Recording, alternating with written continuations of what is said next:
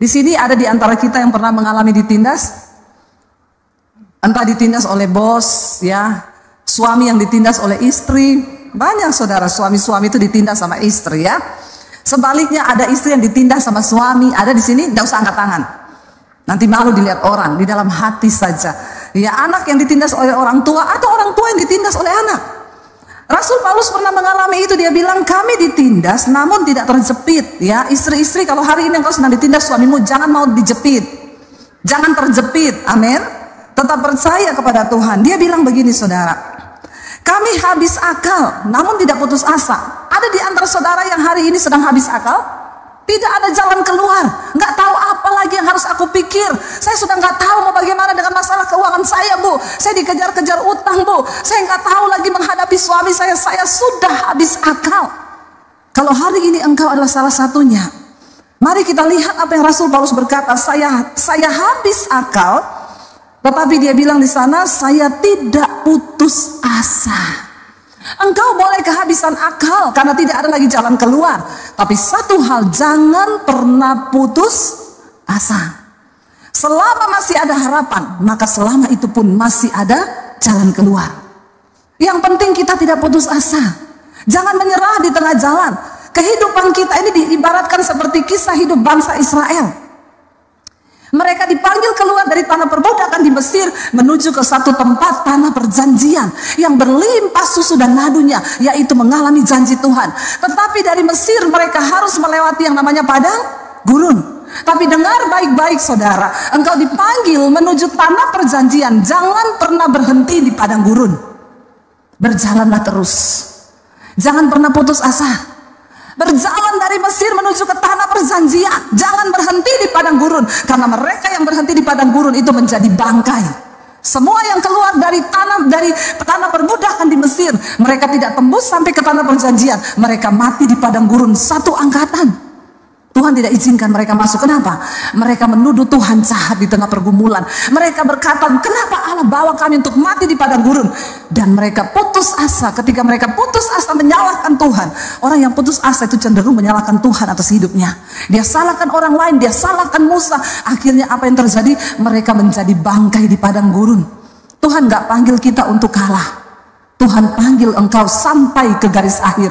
Akhiri pertandingan imanmu dengan baik. Katakan amin. Seorang pelari saudara, dikisahkan dia berlari ikut lomba. Di tengah pertandingan kakinya cedera, dan pertandingan itu tetap berlanjut. Dia berjalan dengan kaki yang cedera itu. Semua orang berkata, sudahlah, kamu juga gak mungkin menang. Ngapain kamu berdiri lagi? Keluar aja dari gelanggang pertandingan. Dia berkata, aku diutus bukan untuk menjadi pecundang yang berhenti di tengah jalan. Aku pasti kalah, tapi aku akan mengakhiri pertandinganku dengan baik. Aku akan tetap mencapai garis finish sekalipun aku adalah kalah dan yang terakhir. Tapi aku tidak akan pernah mundur di tengah gelanggang pertandingan. Saudara tahu hari itu dia disorot lebih dari seorang pemenang. Namanya terpampang di mana-mana karena dia punya mental yang luar biasa. Dia bilang, aku dibayar oleh negaraku bukan untuk pecundang berhenti di tengah jalan, tapi aku harus menyelesaikannya sampai di garis akhir. Sekalipun aku bukan pemenangnya, tapi aku harus menyelesaikannya. Amin saudara. Kita mungkin hari-hari ini berkata, saya sudah habis akal, Bu. Keuangan saya, bisnis saya, rumah tangga saya, sudah habis akal saya. Selama engkau tidak putus asa, maka selama itu juga engkau bisa mengalami janji Tuhan. Janji Tuhan, jangan pernah putus asa. Saya belajar dari ayat ini, Rasul Paulus, wow. Dia berkata begini saudara, dia habis akal. Saya percaya kita di tempat ini mungkin tidak seperti dia habis akal. Ya, kita mungkin belum habis akal lah, masih ada jalan keluar. Tapi dia berkata, tapi aku nggak pernah putus asa. Ayat yang ke-9, kami dianiaya, namun tidak ditinggalkan sendiri. Saya tuh malu saudara ketika membaca ayat ini, betapa seringnya kita baru menghadapi penderitaan yang biasa kita sudah menuduh Tuhan meninggalkan kita lah, Tuhan gak ada lah. Rasul Paulus dianiaya loh, ditangkap, dimasukin penjara, dipukuli, disesah, mau dibunuh. Dan dia masih bisa berkata, aku dianiaya, tapi aku tidak pernah ditinggalkan sendirian. Ini iman yang luar biasa. Kita harus memiliki iman yang seperti ini. Di tengah penderitaan jangan pernah merasa Tuhan meninggalkan engkau, itu berbahaya. Waktu engkau bergumul, jangan bilang Tuhan jauh. Di mana Tuhan? Kenapa dia tidak melakukan sesuatu? Saudara, sekalipun itu kelihatannya tidak ada apa-apanya, tapi ketika kita percaya bahwa Tuhan menyertai kita, saudara, jangan pernah merasa engkau ditinggalkan sendiri. Ketika orang merasa ditinggalkan sendiri, itu adalah satu perasaan yang paling mematikan. Saya ingat ketika kami kecelakaan naik mobil, kami mau pelayanan ke Anyer. Kemarin itu ada orang yang angkatin kesaksian saya ini di TikTok, foto-foto saya kecelakaan. Dan dia angkat, saudara, viral. Dia bilang Debbie Basjir kecelakaan. Padahal itu peristiwa berapa tahun lalu ya? 2016, saudara. Saya diteleponin semua orang, ibu kecelakaan di mana? Ini orang-orang juga yang tidak mengikuti mungkin ya perjalanan saya, dia baru tahu. Semua telepon saya, Bu, ibu kecelakaan ya. Kenapa bisa heboh begini? Nggak ada yang angkat di TikTok viral, Bu Debbie kecelakaan, mobilnya hancur. Saya bilang itu kisah 2016. Kami, saudara, mau pelayanan di Anyer, dan ketika mau exit tol di Anyer itu ya, kita mau exit tolnya itu apa ya? Dia tuh jalan exitnya itu menurun sambil berbelok gitu. Lalu mobil kami lagi berhenti mau bayar tol, tiba-tiba dihajar oleh bus laju prima. Mobil kami terlempar ke sebelah kanan. Itu bus lajunya benar-benar prima. Karena tidak ada rem, saudara, rem blong. Padahal itu posisinya menurun, saudara. Mobil saya terlempar ke sebelah, saudara. Dan puji Tuhan kami terlempar. Kalau kita nggak kelempar, kita kena mobil di depan. Karena suami saya lihat dari spion itu mobil kencang, dia tancap gas, dia banting ke kanan setirnya. Jadi mobil kami remuk cuma bagian belakang sampai hampir ke tengah. Dan kami terlempar ke sebelah tol sebelah. Mobil terbalik, saudara. Anak saya waktu itu duduk melintang di belakang. Saya juga bingung bagaimana caranya, dia sudah di pangkuan saya waktu peristiwa itu. Airbagnya semua keluar berasap, nggak ada yang berani tolong kami. Mereka bilang mobilnya berasap, mau meledak, jadi semua lari. Ya, dan saya di situ, waduh, kami nomor satu kalau kita mengalami yang begitu, saudara. Nomor satu yang saya tanya itu, Tuhan, saya ini dosa apa? Iya, Pak, ya. Sebagai manusia normal, kita ngalami sesuatu kesialan, pasti kita tanyakan, Tuhan, aku ini dosa apa, Tuhan? Saya juga bertanya seperti itu. Kalau misalnya saya lagi selingkuh, atau saya lagi nipu orang, bawa lari uang orang, terus tiba-tiba mengalami gitu, kayaknya enak ya. Begitu mengalami itu saya langsung tahu, waduh, Tuhan ini marah nih, saya selingkuh nih. Atau aduh, Tuhan ini marah nih, saya bawa lari uang orang. Masalahnya saat itu saya lagi merasa dekat sama Tuhan. Semalam sebelum kami pelayanan pun suami saya menyembah Tuhan, nangis-nangis. Saya merasa saya tidak menemukan dosa yang membuat Tuhan tuh marah besar sehingga kami dihukum. Kenapa, saudara? Karena begitu banyak orang yang masuk WA-nya bilang begini, Ibu, introspeksi diri. Memang perkataan netizen itu setajam silet. Lo gak usah ngomong gitu, saya juga sudah introspeksi, bener gak? Dan itu perkataan yang sangat menikam, masuk sampai ke memisahkan jiwa dan roh. Tajam banget, saudara. Saya merasa saat itu Tuhan meninggalkan kami. Saya marah sama Tuhan. Tuhan, di mana Engkau? Kenapa Engkau mempermalukan saya seperti ini? Kami ini hamba Tuhan. Rasanya kok tidak ada pertolongan. Seminggu sebelumnya rumah saya kemasukan maling. Semua handphone dicuri, laptop dicuri. Ya, itu seminggu sebelumnya. Minggu depannya kami tabrakan itu. Waktu rumah saya kemasukan maling, saya itu juga bertanya sama Tuhan, Tuhan, rumah orang-orang yang gak takut Tuhan, orang-orang yang lebih berdosa dari saya di sini banyak loh. Kenapa malingnya masuk ke rumah saya? Kan itu pandangan kita orang Kristen kan? Kita berpikir bahwa kalau kita sudah dekat Tuhan maka tidak ada masalah, tidak ada pergumulan akan menimpa kita. Itu yang ada di pikiran kita kan? Saya bertanya seperti itu, kenapa? Karena kayaknya kan lebih enak kalau kesaksian begini. Saudara, tahu nggak saya semalam mengalami apa? Saya bangun pagi, ada maling tergantung di pagar saya. Wah, itu pasti jemaat tepuk tangan kan? Wih, dahsyat Tuhannya, malingnya tergantung di pagar besi. Kita tepuk tangan semua, tapi kan gak enak banget, saudara. Rumah saya kemalikan, handphone dicuri, ini dicuri total hampir 100 juta. Kan gak enak banget gitu loh. Masa rumah pendeta dimasukin maling? Emang tuh pendeta gak berdoa ya? Kan jemaat pasti gitu kan? Tuh pasti tidur gak berdoa itu. Makanya maling masuk ke rumahnya. Ya, kayak begitu kan, saudara. Minggu depannya kecelakaan, belum terjawab ini satu. Dan anehnya, saudara, saya sebelum 2 minggu berturut-turut kejadian gitu, Tuhan tuh suruh saya baca kitab Ayub. Setelah kemalingan, Tuhan ngomong lagi, baca kitab Ayub. Terus saya gini, alay lebay, cuma kemalingan baca kitab Ayub. Ayub itu mengalami nyawanya udah hampir melayang. Ngapain saya baca kitab Ayub? Enggak lah. Setelah saya kecelakaan itu, saudara, saya merasa Tuhan meninggalkan saya. Tuhan itu jauh dari saya, dan itu adalah perasaan yang sangat mematikan. Dan kayaknya itu bisa membuat kita mundur ketika kita sedang dalam pergumulan. Itu yang iblis tanamkan di dalam pikiran kita. Kenapa ketika Yesus mati, saudara, dia bilang, Eloi, Eloi, lama sabachthani. Yesus berseru, dia bilang, Bapa, Bapa, mengapa engkau tinggalkan aku? Yesus gak peduli nyawanya dicabut.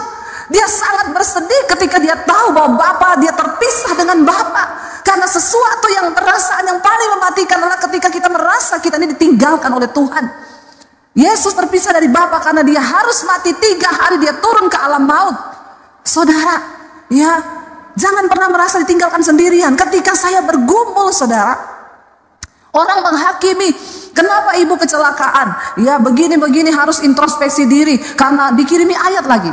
Firman Tuhan berkata, rancanganku bukan rancangan kecelakaan.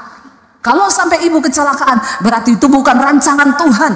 Waduh, saya nangis, saya tersudut, saya terisak, saudara.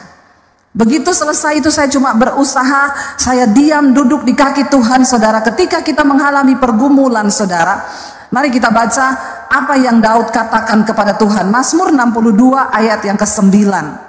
Mazmur 62 ayat yang ke-9. Ini kunci kemenangan di dalam engkau mengalami pergumulan hidup. Ya, Mazmur 62 ayat yang ke-9, saudara, firman Tuhan berkata begini. Baca bersama. Percayalah kepadanya setiap waktu, hai umat. Apa? Curahkanlah isi hatimu kepadanya.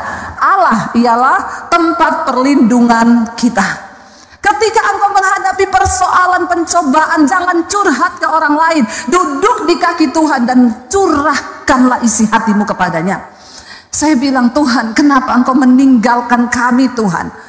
Di dalam itu saya mencoba untuk memahami rencana Tuhan, apa yang sedang Tuhan kerjakan. Tapi setelah itu lewat, saudara, kami juga dari asuransi tidak diganti apa-apa. Ya, saya juga nggak ngerti masalah hukumnya bagaimana, tapi ya sudahlah, ya saya cuma percaya aja. Nggak berapa lama Tuhan ganti mobil kita yang baru, ya dikasih mobil Innova terbaru. Orang-orang yang mencemooh saya WA begini, Bu, ternyata ya rencana Tuhan ibu tabrakan karena mau diganti mobil ya Bu. Memang orang Kristen tuh mulutnya. Terus saya bilang, ibu mau nggak ganti mobil Mercy terbaru? Saya doakan ibu masuk di bawah kontainer. Mulutmu itu loh, ya. Waktu lihat kita celaka, dia bilang introspeksi diri. Karena rancangan Tuhan bukan rancangan kecelakaan. Lihat saya naik mobil baru, ternyata rencana Tuhan ya Bu. Ibu kecelakaan karena mau diganti mobil pret. Ya saudara, cobalah mengerti rencana Tuhan atas hidup kita.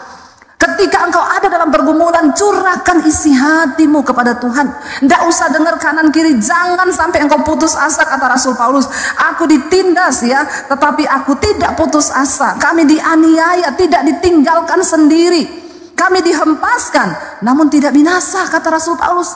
Kita ini perlu malu, saudara. Rasul Paulus itu disiksa, tapi dia bilang Tuhan tidak tinggalkan loh. Kita ini cuma masalah-masalah dihina, difitnah, masalah utang. Udah ngomong Tuhan meninggalkan. Kita ini belum menderita karena nama Yesus loh. Orang Kristen penderitaannya itu paling banyak karena kebodohannya sendiri sih. Belum ada yang penderitaan karena kenapa kamu menderita? Saya karena nama Yesus nih, saya mau dibunuh, saya dianiaya. Saya jarang tuh hadapi gitu.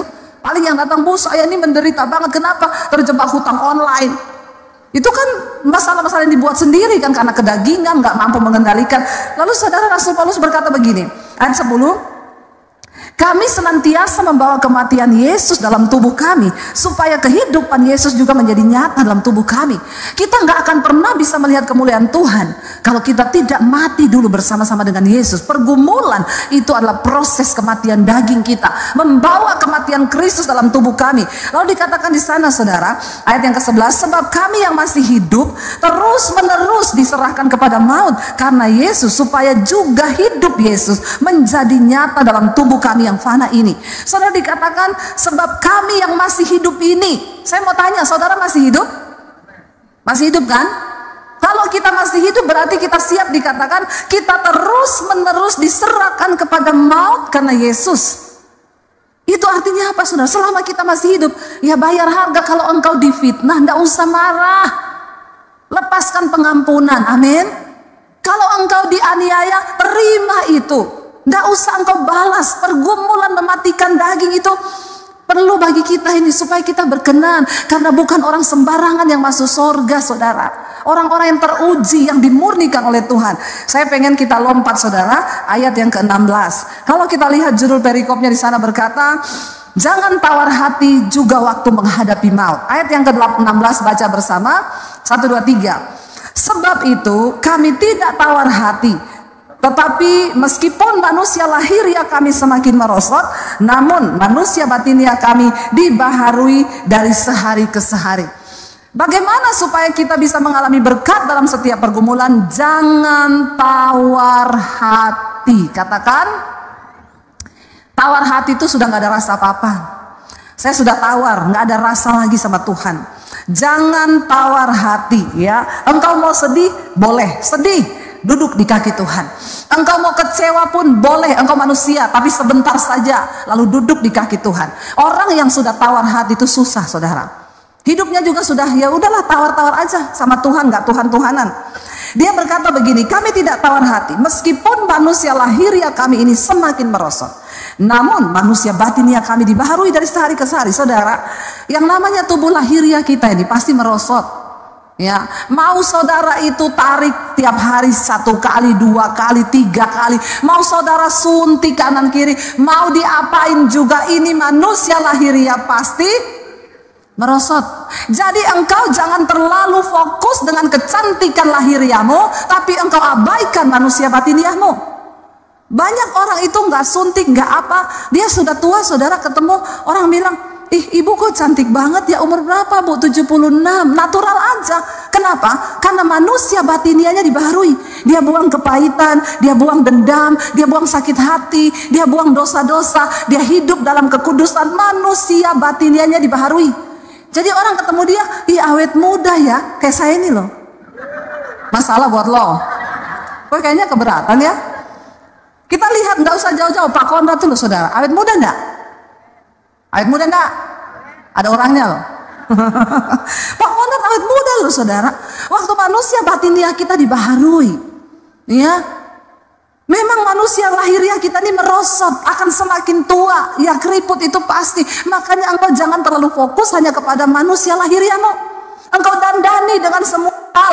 Engkau, ya banyak orang itu saya lihat, saudara, mereka nge-gym setiap hari. Mereka check up setiap bulan. Mereka minum semua vitamin. Olahraga itu baik. Tapi jangan engkau berpikir nyawamu, hidupmu ditentukan dari usahamu olahraga itu. Itu engkau sudah menaruh sesuatu lain kepada Tuhan. Engkau menjaga kesehatan itu baik. Tetapi jangan engkau berpikir setelah engkau menjaga kesehatan terus engkau umur panjang. Engkau nge-gym, saya pasti umur panjang. Hello, hidup mati di tangan Tuhan. Makanya engkau harus fokus membangun manusia batiniahmu. Karena ini nanti akan menghadap Tuhan.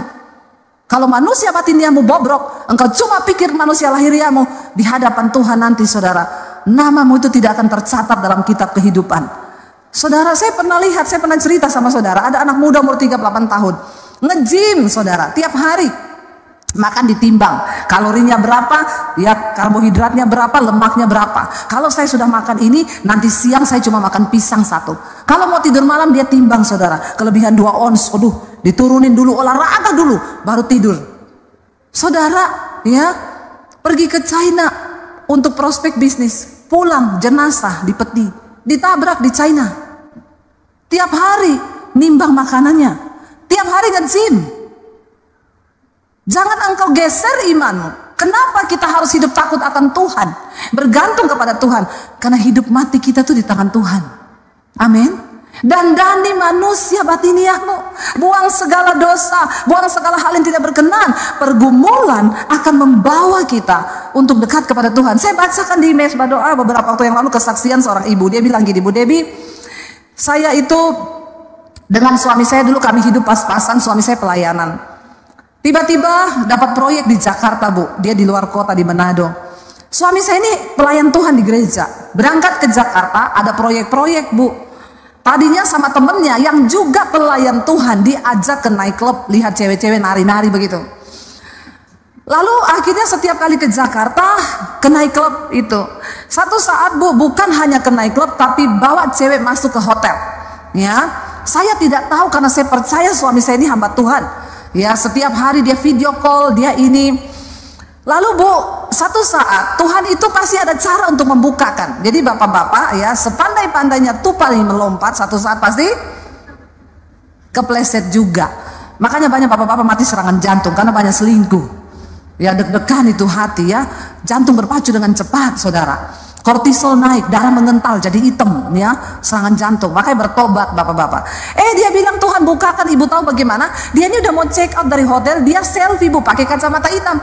Di kacamatanya saya screenshot, saya besarkan, ada gambar ada cewek. Hati-hati bapak-bapak, ini adegan berbahaya. Hanya dilakukan oleh para ahli saja. Ada cewek di kacamata hitam, dia screenshot, dia tanya, "Pak, maaf ya, difoto sama dia. Ini perempuan di kacamatamu tuh siapa?" Habis akal dia. Dia jawab, "Tadi malam kayaknya ada setan masuk ke kamar saya." Pintarnya ya itu bapak ya, pintar dia loh. Dia bilang setan masuk.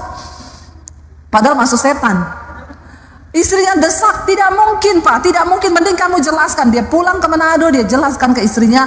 Akhirnya dia bukakan semua selama 3 tahun. Ternyata dia sudah sering bawa perempuan ke hotel setiap kali ke Jakarta, pelayan Tuhan di gereja.